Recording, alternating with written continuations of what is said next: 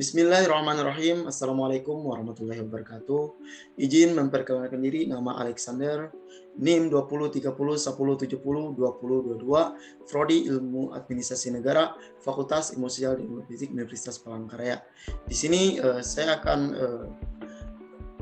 mempresentasikan dari mata kuliah Sistem Politik Indonesia, yaitu dengan judul Kapabilitas Sistem Politik. Pengertian dari kapabilitas sistem politik.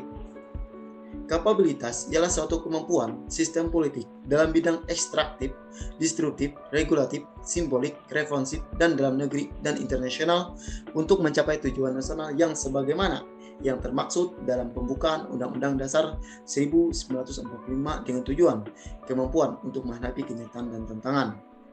Macam-macam kapabilitas sistem politik. Yang pertama, kapabilitas ekstraktif. Kemampuan sistem politik untuk melakukan eksplorasi potensi yang ada pada sumber daya alam dan sumber daya manusia.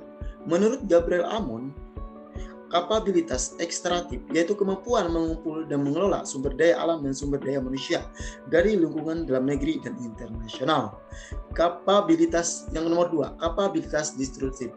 Kemampuan sistem politik dalam mengelola dan mendistribusikan sumber daya alam dan sumber daya manusia berupa barang dan jasa, kesempatan kerja. Menurut Gabriel Almond, kapabilitas distributif merujuk pada kemampuan melakukan alokasi dan distribusi sumber-sumber ekonomi, penghargaan, status, dan kesempatan untuk semua lapisan masyarakat.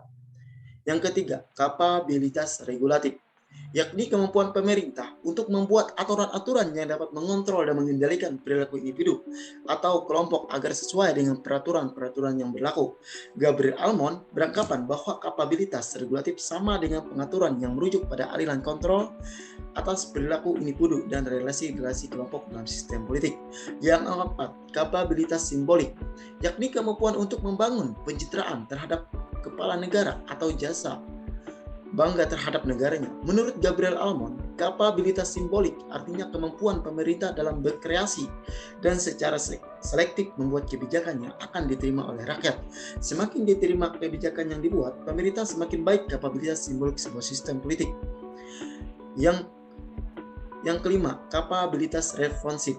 Kemampuan daya tanggap yang diciptakan oleh pemerintah terhadap tuntunan dan tekanan.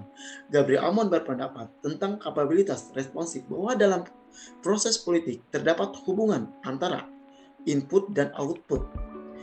Output berupa kebijakan pemerintah yang dapat diukur dari sejauh mana kebijakan tersebut dipengaruhi oleh masuknya atau adanya partisipasi masyarakat sebagai inputnya. Yang keenam, kapabilitas domestik dan internasional. Kemampuan yang dimiliki pemerintah dalam cara berinteraksi di lingkungan domestik ataupun luar negeri. Kemampuan internasional sistem politik Indonesia sangat terbuka terhadap kebijakan internasional dan membentuk relasi yang baik dengan dunia internasional. Namun, menjadi ironi ketika sistem politik Indonesia memberikan kebebasan pada dunia internasional untuk berinvestasi justru mengorbankan masyarakat sendiri. Nah, dari pembahasan di atas dapat disimpulkan kapabilitas merupakan sistem politik yang terdiri atas kemampuan regulatif, ekstraktif, distributif, simbolis, dan responsif. Almond menyebutkan bahwa pada negara-negara demokratis, output dari kemampuan regulatif, ekstraktif, dan distributif lebih dipengaruhi oleh tuntutan dari kelompok kepentingan, sehingga dapat dikatakan bahwa masyarakat demokratis memiliki kemampuan responsif yang lebih tinggi daripada masyarakat non-demokratis. Sementara pada sistem totaliter, output dari hasil yang kurang responsif pada tuntutan perilaku regulatif bercorak paksaan serta lebih menonjolkan kegiatan ekstraktif dan simbolik maksimal atas sumber daya masyarakat. Adapun contoh kasus. Contoh kasus yang saya ambil ialah kapabilitas distributif, yang dimana merujuk pada masalah yang ada di masyarakat mengenai ketersediaan gedung sekolah dan kesehatan bagi masyarakat, serta tenaga pengajar dan medis. Selain itu, berkaitan dengan alokasi kehormatan, status kesempatan aktor-aktor politik di Indonesia belum bersedia mengalokasikan kehormatan kepada pihak lain, sehingga yang terjadi hanya oligarki kekuasaan yang juga ditengarai adanya sistem dinasti dalam kecah politik.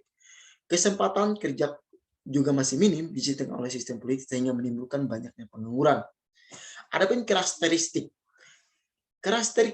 kapabilitas deskriptif dikutip dari contoh kasus dipengaruhi oleh status kehormatan, status, dan kesempatan aktor-aktor politik di Indonesia belum tersedia mengalirkan kehormatan kepada pihak lain, sehingga yang terjadi hanya oligarki kekuasaan yang mana ditengahari adanya sistem dinasti dalam kerja politik. Nah, dari uraian di atas bahwa bagaimana pemikiran Almond mengenai kapabilitas distributif yang merujuk pada kemampuan melakukan alokasi dan distributif sumber daya alam dan sumber daya manusia dalam memajukan kesejahteraan dan kesempatan untuk semua lapisan masyarakat.